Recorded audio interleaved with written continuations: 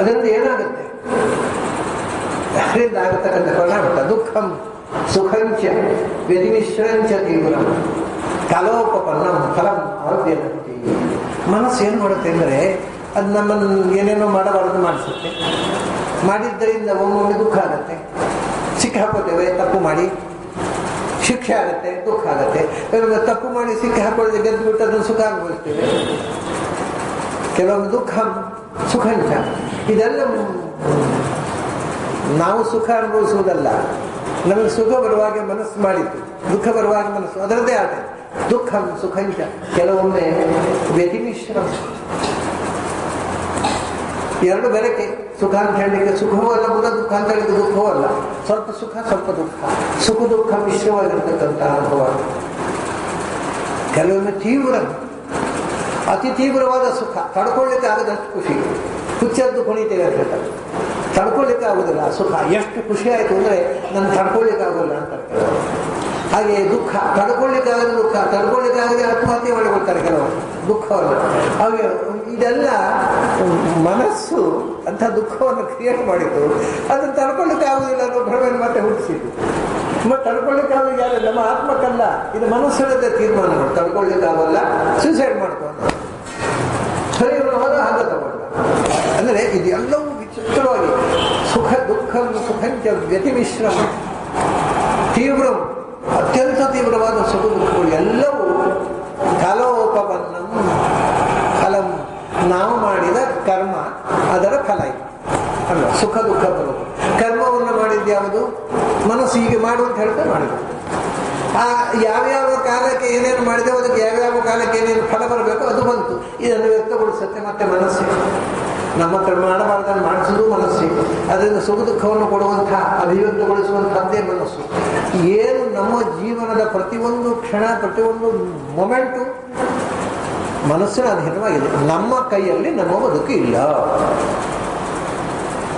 ನಾವು ಮನಸ್ಸಿನ ದಾಸರಾಗಿ ಬದುಕ್ತಾ ಇದ್ದೇವೆ. ಹಾಗಾಗಿ ಎಷ್ಟೋ ಸಂದರ್ಭದಲ್ಲಿ ನಮಗಿದು ಗೊತ್ತೇ ಇರಲಿಲ್ಲ, ಇದು ನಮ್ಮ ಅಭಿಪ್ರಾಯ ಅಂತ ಹೇಳ್ತೇವೆ. ನಮ್ಮ ಅಭಿಪ್ರಾಯ ಅಲ್ಲ, ನಮ್ಮ ಮನಸ್ಸಿನ ಅಭಿಪ್ರಾಯ. ಮನಸ್ಸಿಗೆ ಅಭಿಪ್ರಾಯ ಉಂಟದೆ ಇಲ್ಲ.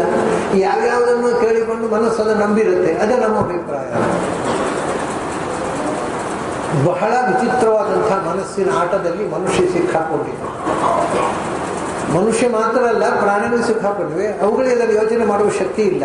ಮನುಷ್ಯನಿಗೆ ಇದನ್ನು ಶಾಸ್ತ್ರಕಾರ ನೋಡು, ಇದೆಲ್ಲ ಮನಸ್ಸಿನ ಆಟ. ಇದು ಮನಸ್ಸಿನ ಆಟ ಅಂತ ತಿಳ್ಕೊಳ್ಳುವ ಶಕ್ತಿಯೂ ಇದೆ. ಎಚ್ಚರ ವಹಿಸು, ಫೂಲ್ ಆಗಬೇಡ.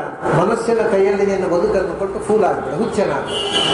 ಯತಿಮಿಶ್ರಂ ಮೆನಸ್ತಿ. ಯಾಕೆ ಅದು ಏನು ಮಾಡುತ್ತೆ, ಆಲಿಂಗ್ಯ ಮಾಯಾರ್ಚಿತಂತರಾತ್ಮ ಸ್ವದೇಹಿನ ಸಂಸ್ಕೃತಿ ಚಕ್ರ ಊಟ.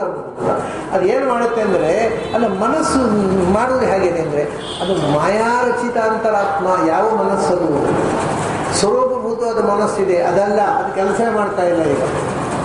ಮತ್ತೆ ಮಾಯಾರಚಿತ ಪ್ರಕೃತಿ ನಿರ್ಮಿತವಾದಂಥ ಮಾಯಾ ಅಂದರೆ ನಮ್ಮನ್ನು ಅಜ್ಞಾನದ ಮುಸುಕಿನಲ್ಲಿ ಹಾಕೋದಕ್ಕೋಸ್ಕರ ನಿರ್ಮಾಣವಾಗಿರತಕ್ಕಂಥ ಮನಸ್ಸು. ಮಾಯೆಯಿಂದ ರಚಿತವಾದ ಪ್ರಕೃತಿ ನಿರ್ಮಿತವಾದ ಅಂತರಾತ್ಮ ಅಂದರೆ ಮನಸ್ಸು. ಅದಕ್ಕೆ ಕೆಲಸ ಮಾಡಬೇಕಾಗಿದ್ರೆ ಯಾರಾದ್ರೂ ಬುದ್ಧಿ ಇದ್ದವನ್ಬೇಕು, ಚಿಂತನೆ ಮಾಡ್ತಕ್ಕವನ್ಬೇಕು. ಇದು ಮನಸ್ಸನ್ನು ಕೊಂಡಾಗ ನೀವು ಒಂದು ಮಡಿಕೆ ಒಳಗಿಟ್ಟು ಏನು ಮಾಡ್ತಾರೆ. ಅದಕ್ಕೆ ಸ್ವದೇಹಿನಂ ಆಲಿಂಗ್ಯ, ತಾನೇ ದೇಹ ಕೊಟ್ಟ ಒಂದು ಜೀವ ಇದ್ದಾರಲ್ಲ, ಅವನನ್ನು ಅಪ್ಪುಕೊಂಡು ಕೆಲಸ ಮಾಡ್ತಾರೆ. ಅವನು ಕೈಲಿ ಮಾಡಿಸುತ್ತೆ ಬೇಡವಾದಕ್ಕೆ. ಆಲಿಂಗ್ಯ ಮಾಯಾರಚಿತ ಅಂತರಾತ್ಮ ಸ್ವದೇಹಿನಂ. ಅವನ ಗತಿಯನ್ನು ಸಂಸ್ಕೃತಿ ಚಕ್ರ ಕೂಟಂ, ಸಂಸಾರದ ಚಕ್ರದಲ್ಲಿ ಮುಳುಗಿಬಿಟ್ಟಿದ್ದಾನೆ. ಕೂಟ ಅಂದರೆ ಗೂಢ, ಎದ್ದು ಕಾಣದಷ್ಟು ಸಂಸಾರ ಚಕ್ರ ಮುಳುಗಿಬಿಟ್ಟಿದೆ. ಹೀಗೆ ಮುಳುಗಿರುವ ತನ್ನದೇ ನಿರ್ಮಾಣವಾದಂತಹ ಒಂದು ಜೀವದ ಜತೆಗೆ ನಿಂತ ಜೀವವನ್ನು ಅಪ್ಪಿಕೊಂಡು ತನಗೆ ಬೇಕಾದ ಕೆಲಸ ಮಾಡಿಸುತ್ತೆ ಜೀವದ ಕೈಗೆ. ಇದು ಯಾವಾಗ ಸಮಯ? ಮನಸ್ಸು ಹೀಗೆಲ್ಲ ಮಾಡೋದು ಯಾವಾಗ? ತಾವನ್ನು ಮನಃ ರಜಸ ಪುರುಷಸ್ಯ, ಯಾವನ್ನು ಮನೋ ರಜಸ ಪುರುಷಸ್ಯ ಸತ್ವೇನವ ತಮಸಾವ ಅನುವಿತ್. ಅದು ಎಲ್ಲಿ ತನಕ ಅಂದರೆ ಇದನ್ನು ಹಾಗಾದ್ರೆ ಇದನ್ನು ನಾವೀಗ ಈ ಅಪಾಯದಿಂದ ಪಾರಾಗುವುದು ಹಾಗೆ. ಎಲ್ಲಿ ತನಕ ಇದೆಲ್ಲ ವ್ಯವಹಾರಗಳು ಗೊತ್ತಾ? ಯಾವನ್ನು ಮನಃ ರಜಸ ಪುರುಷಸ್ಯ ಸತ್ವೇನವ ತಮಸಾವ ಅನುವಿತ್ತಂ. ಈ ಮನಸ್ಸು ಸತ್ವ ರಜಸ್ಸು ತಮಸ್ಸು ಈ 3 ಗುಣಗಳ ಪ್ರಭಾವಕ್ಕೆ ಒಳಗಾಗಿ ಇರುವಷ್ಟು ಕಾಲ ತವಾನಯಂ ವ್ಯವಹಾರ ಸದಾ ವೈ, ತಾವಾನ್ ಅಯಂ ವ್ಯವಹಾರ ಸದಾ ವೈ.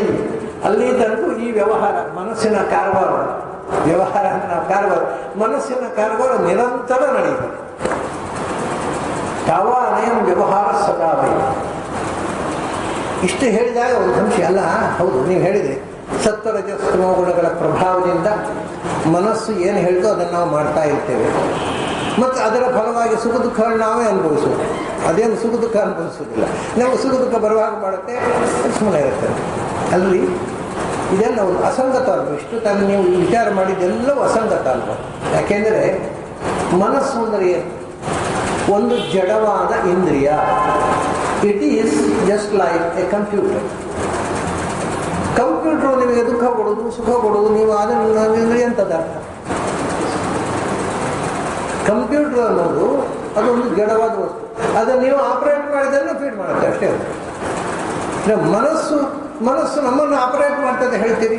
ಮನಸ್ಸು ಅನ್ನೋದು ಒಂದು ಯಂತ್ರ, ಒಂದು ಕಂಪ್ಯೂಟರ್, ಅದನ್ನು ನೀವು ಆಪರೇಟ್ ಮಾಡೋದು. ಮತ್ತು ಅದು ತನ್ನನ್ನೇ ತಾನು ಆಪರೇಟ್ ಮಾಡಿಕೊಳ್ಳೋದು ಸಾಧ್ಯ ಇಲ್ಲ. ಇದು ಆಪರೇಟ್ ಮಾಡದೆ ಅದೇನು ಕೆಲಸ ಮಾಡೋದು ಸಾಧ್ಯ ಇಲ್ಲ. ಅದೊಂದು ಜಡವಾದ ಇಂದ್ರಿಯ. ಮನಸ್ಸು ಹೀಗೆ ಮಾಡುತ್ತೆ ಅಂತ ಹೇಳ್ತೀರಿ, ಹೇಗೆ ನಂಬೋದು? ನಮಗೆ ಬುದ್ಧಿ ಇದೆ, ನಮ್ಮನ್ನು ಬುದ್ಧಿ ಇಲ್ಲದ ಮನಸ್ಸು ಕುಣಿಸ್ತದೆ ಅಂತ. ಇದು logically how far it is it is possible. ಇದು ನೀವು ಹೇಳುವಾಗೆಲ್ಲ ಹೌದು ಅಂತ ಕಾಣುತ್ತೆ, ಮನಸ್ಸು ಕುಣಿಸುತ್ತೆ. ಆದರೆ ಹೇಗೆ ಸಾಧ್ಯ ಮನಸ್ಸು ಕುಣಿಸಲಿಕ್ಕೆ? ಒಂದು ಜಡ ಚೇತನವನ್ನು ಕುಣಿಸೋದು ಹೇಗೆ? ಕುಣಿಸಬೇಕಾಗಿದ್ರೆ ಅದು ಚೈತನ್ಯ ಇರಬೇಕಲ್ಲ. ಅದು ಯಂತ್ರವೇ ಆದರೆ ಯಂತ್ರ ನಮ್ಮನ್ನು ಬಸ್ನಲ್ಲಿ ಕೂತ್ರೆ ನಮ್ಮನ್ನು ಬೆಂಗಳೂರಿನಿಂದ ಮೈಸೂರಿಗೆ ಕೊಂಡು ಹೋಗುತ್ತೆ. ಅಂದರೆ ಒಬ್ಬ ಡ್ರೈವರ್ ಬೇಕಲ್ಲ. ಯಂತ್ರ ಏನಾದ್ರು ಮಾಡಬೇಕಾಗಿದ್ದರೆ ಆಪರೇಟ್ ಮಾಡೋ ಒಂದು ಚೇತನ ಬೇಕಲ್ಲ. ಸ್ವತಃ ಜಡ ಏನೂ ಮಾಡೋಲ್ಲ. ಅಂದರೆ ಮನಸ್ಸು ಇದೆಲ್ಲ ಮಾಡುತ್ತೆ ಅಂತ ಹೇಳಿದರೆ ಮನಸ್ಸನ್ನು ಆಪರೇಟ್ ಮಾಡುವುದೇ ಮನಸ್ಸು ಮಾಡೋದು ಹೇಗೆ? ನಾವು ಆಪರೇಟ್ ಮಾಡ್ತಾರೆ, ನಾವು ಹೇಗೆ ನಡೀತಾ ಇಲ್ಲ. ಹಾಗಾಗಿ ಮನಸ್ಸು ಇದನ್ನೆಲ್ಲ ಮಾಡುತ್ತೆ ಅಂತಂದರೆ ನಂಬಲಿಕ್ಕೆ ಆಗೋದು.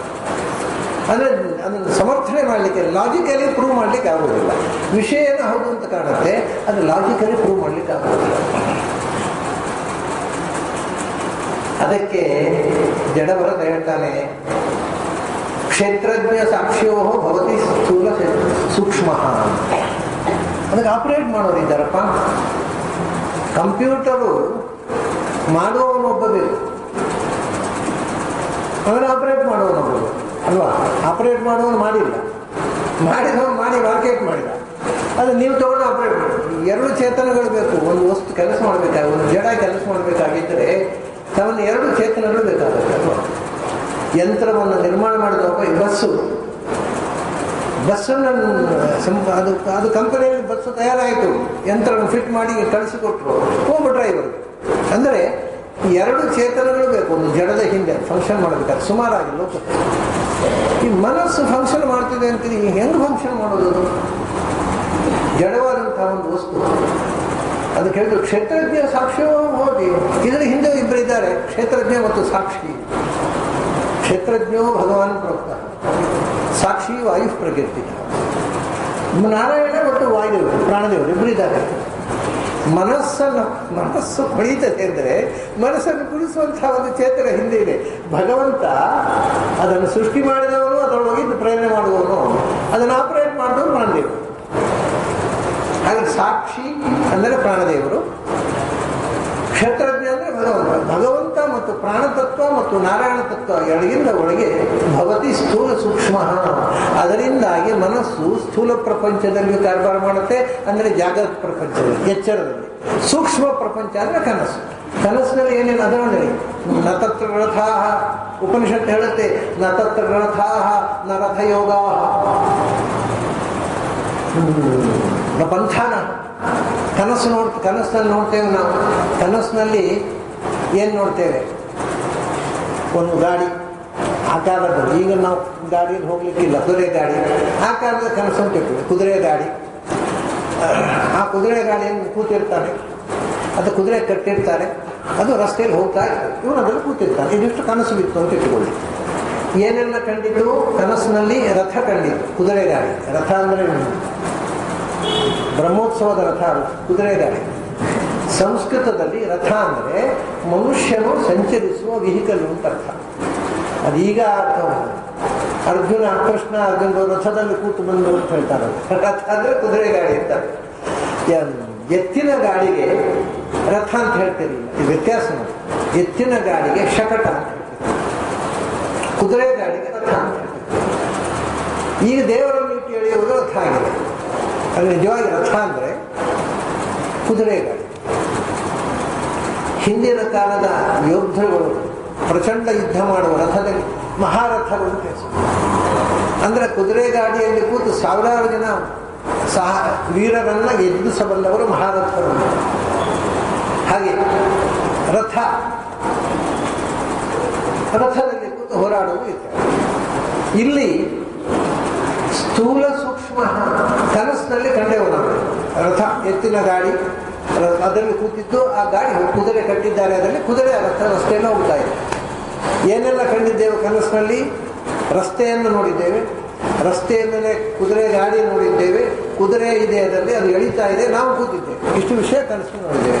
ಅವರು ಉಪನಿಷತ್ನವರು ಕೇಳ್ತಾರೆ, ನ ತತ್ರ ರಥ ನ ರಥಯೋಗ ನ ಪಂಥ. ನೀವು ಕಂಡದ್ದಲ್ಲಿ ಒಳಗೆ ಕನಸು ಕಾಣತಕ್ಕಂಥ ಸ್ಕ್ರೀನ್ ಉಂಟಲ್ಲ, ಅದೊಂದು ಸಿನಿಮಾ ಅಥವಾ ಟೆಲಿವಿಷನ್, ಆ ದೂರದರ್ಶನ ಒಳಗಿಲ್ಲ.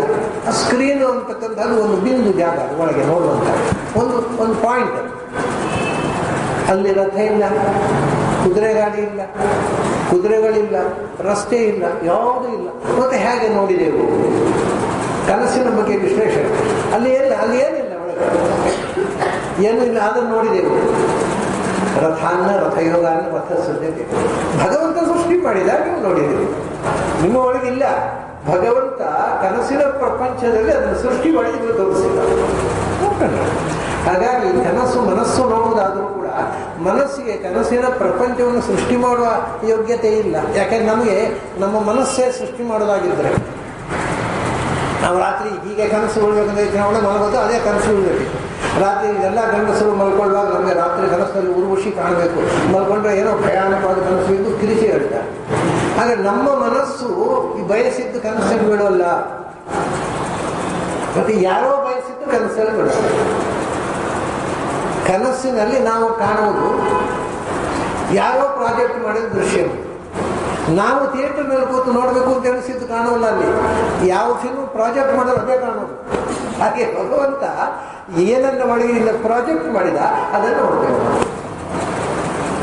ಹಾಗಾದರೆ ಒಳಗಿನಿಂದ ಕನಸು ಕಾಣಬೇಕಾಗಿದ್ದರೆ ಇಬ್ಬರು ಕೂತು ಕೆಲಸ ಮಾಡ್ತಾ ಇದ್ದಾರೆ, ಪ್ರಾಣದೇವರು ಮತ್ತು ನಾರಾಯಣ, ಕ್ಷೇತ್ರಜ್ಞ ಸಾಕ್ಷಿ. ಅವರು ಕನಸಿನಲ್ಲಿ ಮಾತ್ರ ಎಚ್ಚರದಲ್ಲಿ ಕೂಡ. ಎಚ್ಚರದಲ್ಲಿ ನಮ್ಮ ಕಣ್ಣು ನೋಡಿದ್ದು ಅನ್ನೋದು ಭ್ರಮೆ. ಯಾಕೆಂದರೆ ನಮ್ಮ ಕಣ್ಣು ಅನ್ನೋದೇ ಒಂದು ಭ್ರಮೆ. ಯಾಕೆಂದರೆ ನಾವಿಲ್ಲಿ ತಂದಿಟ್ಟುಕೊಂಡಂತ ಕಣ್ಣು ಬೇಕು ಅಂತ ಬಯಸಿ ತಂದಿಟ್ಟುಕೊಂಡಂತ ಕಣ್ಣು ನಮ್ಮ ಕೈಯಲ್ಲಿಲ್ಲ. ಕಣ್ಣು ಕೊಟ್ಟ ಖಂಡಿತ ನೋಡಿದೆವು ಅಷ್ಟೇ. ಕಾಣದೆ ಏನು ಮಾಡಲಿಕ್ಕೆ ಉಂಟು? ಏನು ಮಾಡಲಿಕ್ಕೆ? ನರ್ವಸ್ ಡೆಬಿಲಿಟಿ ಡಾಕ್ಟರ್ ಹತ್ರ ಹೋದರೆ ಏನು ಮಾಡಲಿಕ್ಕೆ ಆಗೋದ್ರಿ? ನರ್ವಸ್ ಡೆಬಿಲಿಟಿ ಅಂತ ಬಹಳ ಆಶ್ಚರ್ಯ ಅಂದರೆ ಡಾಕ್ಟರ್ಗಳು ಹೇಳ್ತಾರೆ, ನರ್ವಸ್ ಡೆಬಿಲಿಟಿ ಆದಾಗ ನಮ್ಮ ಹತ್ರ ಮದ್ದಿಲ್ಲಪ್ಪ, ನೀವು ದೇವರನ್ನು ಪ್ರಾರ್ಥನೆ ಮಾಡಿ, ದೇವರು ಪುನಃ ರಕ್ತ ಸಂಚಾರ ಮಾಡಿ ನರಗಳಿಗೆ ಕಣ್ಣು ಕಾಣುವಂತೆ ಮಾಡಿದರೆ ಮಾಡ್ಬೋದು, ನಮಗೆ ಮಾಡಲಿಕ್ಕೆ ಆಗೋಲ್ಲ ಅಂತ ವೈದ್ಯರು ಹೇಳ್ತಕ್ಕಂಥ ಮಾತು. ಹಾಗೆ ಕಣ್ಣು ತೆರೆದಾಗ ಖಂಡಿತ ನೋಡಿದೆವು. ನಮ್ಮ ಕಾಂಟ್ರಿಬ್ಯೂಷನ್ ಏನಾಗುತ್ತೆ? ಕಣ್ಣು ತೆರೆದಾಗ ಏನು ಕಂಡಿತು? ಏನು ನಾವು ನೋಡ್ಬೇಕಂತ ಬಯಸಿದ್ದು ಕಾಣೋದಲ್ಲ, ಎದುರು ಏನಿದೆಯೋ ಅದನ್ನು ಕಾಣುತ್ತೆ. ಸೊ ಕಣ್ಣು ಕೊಟ್ಟವನು, ಕಣ್ಣು ಎದುರಿನಲ್ಲಿ ವಿಷಯ ಇಟ್ಟವನು ಅವನೇ.